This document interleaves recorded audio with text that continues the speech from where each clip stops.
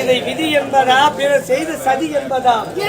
விதியை வெல்வதற்கு வென்னவரால முடியாது என்பார்கள். விதி என்ற சூறாவளி காற்று சூழ்ந்திருக்கும் போது பூ என்றோ பிஞ்சு என்றோ காய் என்றோ கனி என்றோ பார்க்க போவது கிடையாது. இறைவனாக நடத்துகின்ற நாடகத்தில் நாம் அனைவருமே ஏற்று நடிக்கக்கூடிய கதாபாத்திரத்தின் பெயர் இந்த மனித வாழ்க்கைன்னு சொல்லுவாங்கம்மா. அம்மா, பணம் சொத்து பத்து பணம் சொந்த பந்தம் அனைவருமே பாதியில் வருவது பாதியில் போவது. மனிதனாக ஒரு முறை பிறந்து விட்டோம், மீண்டும் நம்ம மறுபடியும் பிறக்க போறோமான்னு சத்தியமா யாருக்கும் ஒரு முறை வாழ போற வாழ்க்கை மற்றவங்களுக்கு எடுத்து காட்டா வாழணுமே தவிர மற்றவர் உதாசீனப்படுத்துவதற்கு வாழ்ந்து போவது கிடையாது. முதலில் தாயின் வயிற்றிலிருந்து நான் பிறப்பதற்கு முன்பதாக ஒரு நொடியில் உடைய போவதோ பணிக்கூடும்.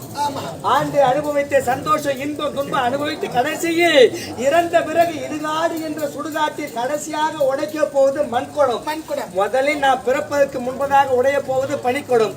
செத்ததுக்கு அப்புறம் கடைசியா உடைக்க போறது மண்குடம். உயிரோடு வாழும் வரையில் மற்றவங்க மனசு உடையாம வாழ்ந்துட்டு போய் இதாயம் மனுஷ வாழ்க்கைன்னு சொல்லுவாங்க. எதையும் நம்ம கொண்டு வர போகிறது வாழ்கின்ற சில கால வாழ்க்கையில் மற்றவருக்கு உதாரணமா வாழணுமே தவிர உதவி செய்துதான் மற்றவங்க பேர் இருக்க அவசியம் கிடையாதுமா. வாழ்க்கைக்கு தேவை இன்றைய அத்தியாவசியத்தில் பணம் ரொம்ப ரொம்ப முக்கியம். எவ்வளவு வாழ்க்கைக்கு தேவையோ அதை மட்டும் வச்சுக்கணும். இல்லாதவங்களுக்கு இயன்றவரை உதவி செய்துவார். நான் பிறக்கும் போது இறைவனானவன் இறக்கும் தேதியை நிர்ணயித்து வைத்தார். ஒவ்வொரு நாளும் மரணத்தை தேடி செல்லக்கூடிய இந்த மனித வாழ்வானது எல்லா திருமணம் முடிந்து கணவன் மனைவி இருவரும் ஒன்று சேர்ந்து இல்லறத்தில் ஈடுபட்ட பிறகு ஒரு தாயானவர் கருவில் உற்பணமாகிவிட்டார். அந்த குழந்தையானது 10 திங்கள் 10 மாதம் போன பிறகு பிறப்பது என்பது அனைவருக்கும் தெரிந்த ஒரு உண்மை. இறந்த குழந்தை என்றைக்கு இறக்க போதிய தன்மை அது தெரியுமா? யாருக்கும் சொல்லுங்க. இதுதான் அம்மா இறைவனுடைய மாயை, இறைவனுடைய ஆடனம் சொல்லுவாங்கம்மா.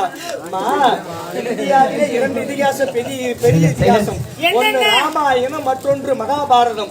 அந்த ராமாயணத்தில் எடுத்துங்க, மனித அவதாரம் எடுத்து நமக்கு பின்னால் இருக்கக்கூடிய மனிதர்கள் நல் ஒழுக்கத்தை கடைபிடித்து வாழ வேண்டும். ஒருவனுக்கு ஒருத்தி என்ற உன்னதமான வாழ்வை கடைபிடித்து இந்த மனித வித்தானது ஒரு புகழ்பெற்ற நிலையை அடைய வேண்டும் என்பதற்காக நமது கிராம சேர்ந்த நான் கோடீஸ்வரன் அவர்கள் இங்கே மிக சிறப்பாக எங்களுடைய ரோஜா நாடகத்தில் சிரிப்பு நடிகராக இருக்கக்கூடிய அண்ணா சிரிப்பு நடிகர் சிந்திக்க வைப்பாரு. அண்ணா விநாயகன் அவரை பாராட்டி ரூபாய் 100 வழங்கியிருக்கிறார்கள். நன்றி தெரிவித்துக் கொள்கிறோம். அம்மா, அப்படிப்பட்ட ராவ அவதாரம் எடுத்த ராமனுடைய மனைவி சீதையும் அழுதாம். அசுர குல திலகமா தேடக்கூடிய தென்னிலங்கை வேந்தன் 10 தலை கொண்ட ராவனுடைய மனைவி மண்டோதரி அழுதா. காரணம் விதி அம்மா, விதி. இது இன்று நடக்க போக வேண்டும் என்பது இறைவனால் எழுத்தப்பட்ட எழுத்தால் யாராலும் மாற்ற முடியாதம்மா. அம்மா, பழந்தின்னு பசியார கிளியும் பறவை இனம்தான், பிணந்தின்னு பசியார கழுகும் பறவை இனம்தான். தரம் வேறு தகுதி வேறு. இதில் அனைவரும் ஒன்று சேர்ந்து எப்படி அம்மா நடக்க போகுது? அம்மா, ஆண்டாண்டு தோறும் அழுது புரண்டாலும் ஆண்டவர் மீண்டும் மண்ணு வெல்ல போற கிடையாது. ஆகையால் இன்றைய தினம் போன பிறகு நாளைய தினத்தில் என்ன நடக்க போது யாருக்குமே தெரிய போறது கிடையாது. நேற்று என்பது உடைந்த பானை, அது என்னைக்கு ஒண்ணு சேர போறது கிடையாது. நாளை என்பது மதில் மேல் இருக்கும் பூனை, என்ன நடக்க போது யாருக்கும் தெரிய போறது. இன்று என்பது மடியில் இருக்கும் வீணை, அது சோகராகவோ சுகராகவோ வாழ்க்கை உங்கையிலே தவிர மற்றவங்களை யாரும் எடுத்துக்காட்ட வாழ போறது கிடையாதும்மா. அழுது கொண்டு உங்களுக்கு ஆர்வம் சொல்லவே ஓடோடி வந்ததேம்மா.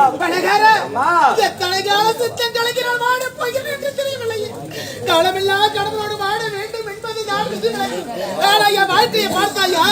வாழ வேண்டிய மனதில் வாழ்க்கை எடுத்து கணவனை பிரித்து காலமெல்லாம் வாழ்ந்து வாழ வேண்டிய வாழ வேண்டும் என்று அந்த இறைவன் என் வாழ்க்கையில் விளையாடுகிறானே, இது முறையா சரியா?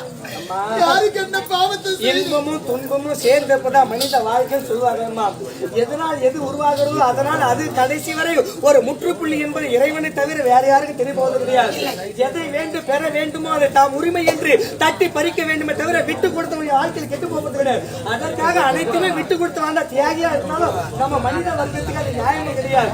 ஒரு பெண்ணானவர் எதை உரிமை கொண்டு வாழ வேண்டும் என்பதற்காக நீங்கள் இந்நாட்டிற்கு ஒரு முன்னுதாரணமா இருக்க வேண்டும். உன் கணவரானவர் எந்த நேரமும் குடியும் கூத்தியார் வீடுமே கட்டிட்டு கிடக்கிறார். மனம் திருந்தி மீண்டும் உன்னை வந்து சேர்வார் என்று கனவிலும் நடவாத ஒரு உண்மையம்மா. தாசியானவர் வீசிய மோக வலையை சிக்கி தவித்துக் கொண்டிருக்கும் கணவனானவர் மனம் திருந்தி உன்னோடு சேர வேண்டும் என்றால் எதிர்த்த முயற்சியானது இறுதி வரை நிலை பெற வேண்டும் என்பதற்காக மன உறுதியோடு என் பின்தொடர்ந்து வாருங்கள் அழைத்து செல்கிறேன்.